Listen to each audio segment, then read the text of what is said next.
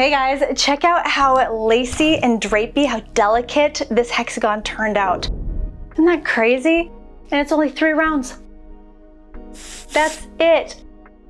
This is the second hexagon pattern in my hexagon series, and I'm actually going to be using this exact pattern in an upcoming project. So definitely keep this one in your back pocket. For the demo that I am making today, I am using a size DK, size 3 weight yarn. Most specifically, it is Bad Sheep yarn in the color Sand Dollar. I wanted to give you a heads up. It's the size 3 weight yarn that helps give it that soft, flowy, drapey look. But honestly, you can use any size yarn weight that you want to make this hexagon, which is pretty cool. I actually encourage you to go through your yarn stash, find maybe a couple different yarn weights, make this hexagon pattern, and see for yourself the different vibes that the different yarns bring. I'll also be showing you how to keep growing this hexagon bigger if you want to turn it into something like a blanket or shawl or a wearable. So watch out in the video for that tip.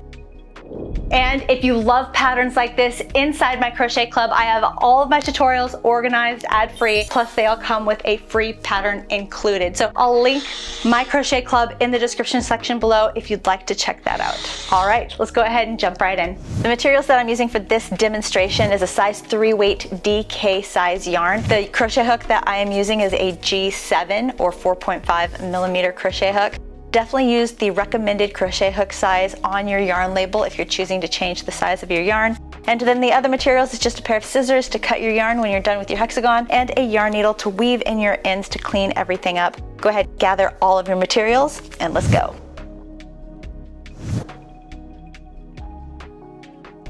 So right here, we're building the center of our hexagon. I'm gonna start with the magic ring, but if you don't care for the magic ring, you can also begin with a chain 6 and then slip stitch into the very first chain to create a circle. For round 1, we're gonna start by chaining 4. Now this chain 4 counts as your very first treble crochet stitch. Great. Now make 2 more treble crochet stitches into this magic circle or magic ring or your chain 6 circle. Now this is your first group.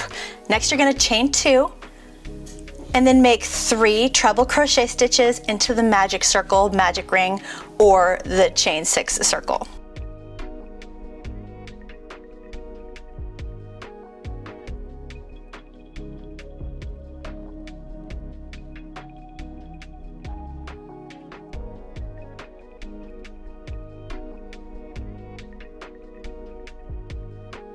Beautiful, that's our second group. We want a total of 6 groups. We're making a hexagon. So continue to chain 2 and then make your 3 treble crochet group until you have a total of 6 groups or 6 sections.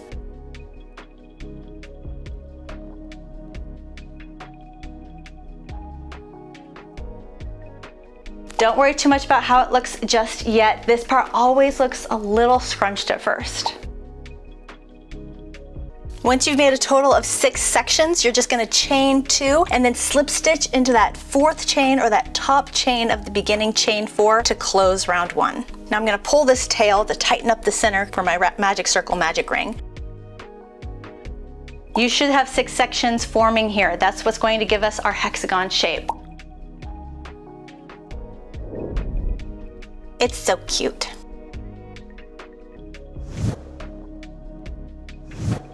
All right, moving on to round 2. For round 2, we're gonna start by chaining 4. Now this chain 4 will count as your first treble crochet stitch. What we're gonna do for round 2 is we're gonna treble crochet on top of each stitch. So go ahead and continue to make 1 more treble crochet on the top of the next 2 treble crochet stitches here. When you get to the chain 2 corner, we're going to make a treble crochet, chain 3 treble crochet.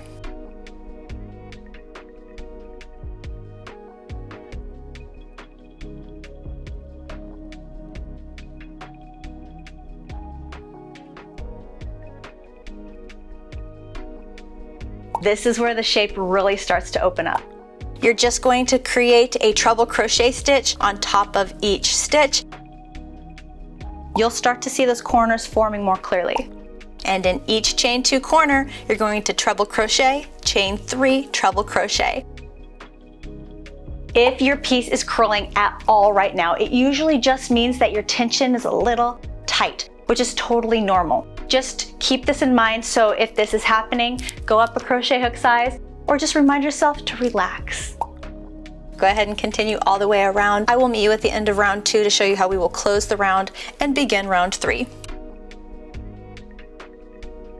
At the end of round 2, you will see a chain 2 space. You're going to make your full corner, a treble crochet, chain 3, treble crochet, and then you will slip stitch into the top chain, 4th chain of that beginning chain 4 to close your round. Now you can really see the hexagon coming together.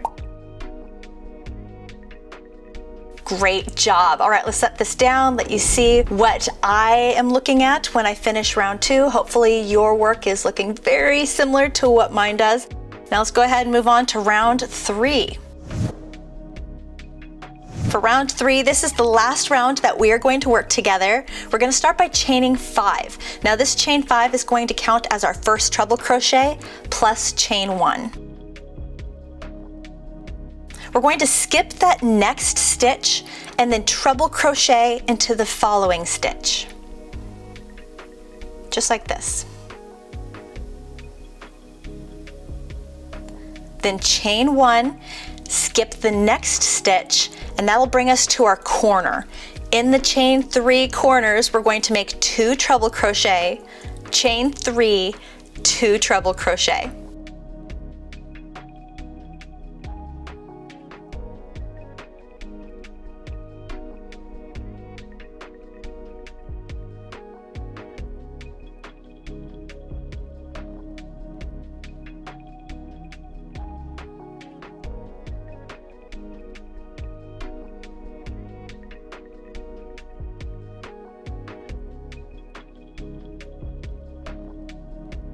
Beautiful, great job.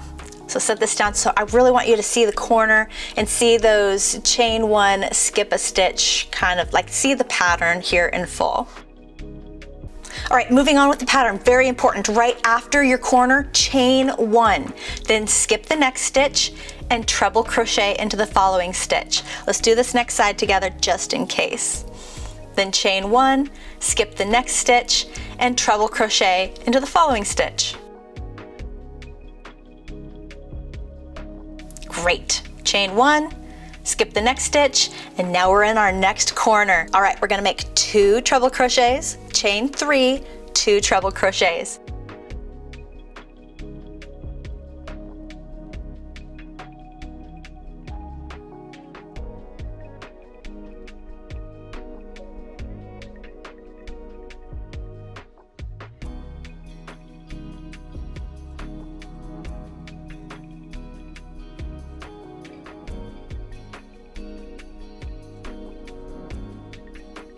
Great, I think you got it. Go ahead and continue this pattern all the way around for round 3 of your hexagon. I'll meet up with you at the end of round 3 to show you how we will actually close this round and what to do next.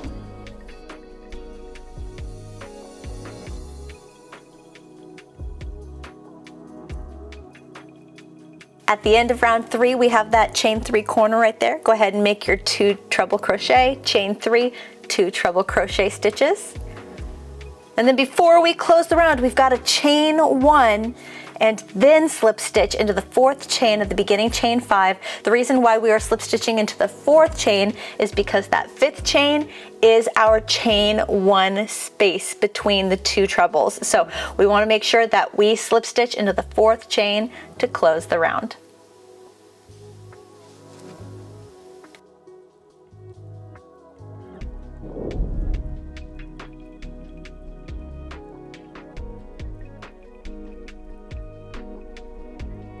And there it is, super lightweight, super airy, and again, only 3 rounds. Now, if you want to keep growing this hexagon bigger, here's the trick.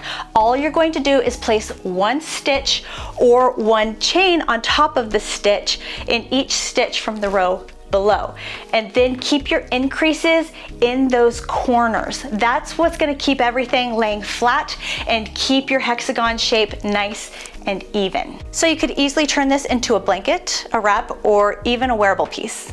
If you enjoyed this one, make sure that you check out the rest of my Hexagon series. I'll link the next one right here, so that way you can keep going. If you want more patterns, tutorials, and a crochet community all in one place, come hang out with us in my Crochet Club membership. Again, I'll link it in the description section below. There is a free trial, so you can try it before you commit. I really hope that I see you over there. I hope you guys have the best day, and I'll see you in the next one.